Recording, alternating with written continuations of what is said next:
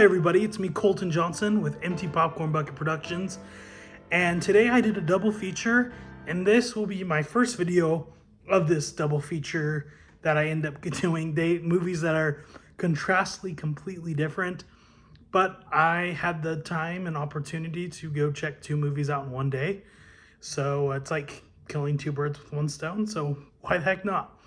So today's review will be Pixar's Elio. But before I let the cat out of the bag and talk about my thoughts, I am still working on my Pixar rewatch journey. I'm about 10 movies in out of about 29, including Elio. I'm counting that. I probably won't have the time to rewatch it before I finish that video. That video, I hope, will be done by the end of July. We'll see. But I'm very excited for it nonetheless. I love Pixar, and it makes me very happy that they created another original movie. Not saying anything against their sequels. They do produce some really good sequels. Inside Out 2 was phenomenal, among other sequels that they've produced. But it also is really good, and I appreciate when they do come out with originals, because some of these newer originals get swept under the rug. Like we have Turning Red, Soul, Luca. Some of these are Elemental. Some of these newer movies that just, I feel like, don't really get talked about, but some of them are actually pretty great. And yes, the sequels do earn box office gold, but I feel like people need to take the time to actually go check these movies out, because the vision is there, the animation's always beautiful, and it's just a fun time.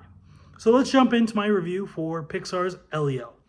So this movie is about a little boy who lives with his aunt. He's special in the way that he's different. He feels like he's different, and he loves aliens. And he kind of has that desire to be abducted by aliens.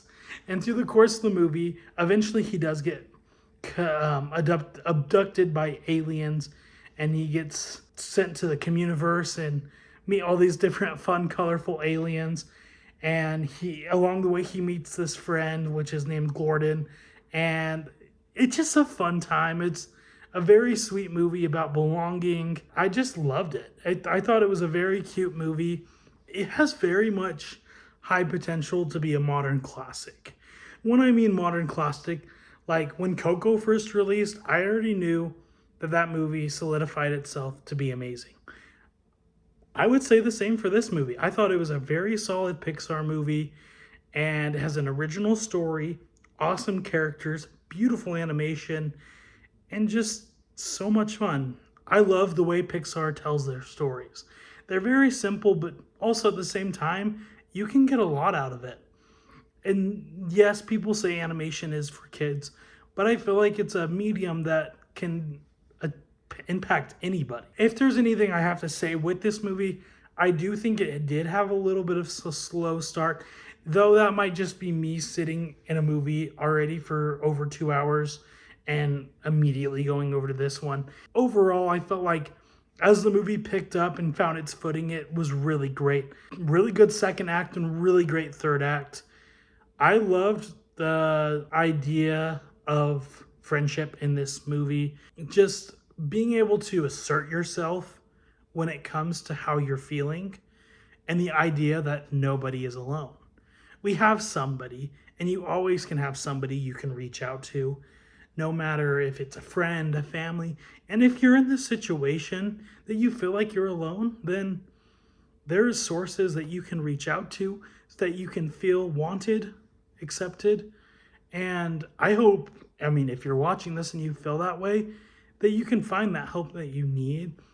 Also, I really like the message of being able to just follow your heart. There's a moment where a certain character doesn't want to do a certain thing, and just being able to be honest about how he felt and communicate his thoughts was able to let the other person know that's what he felt, and the other person was receptive and understood.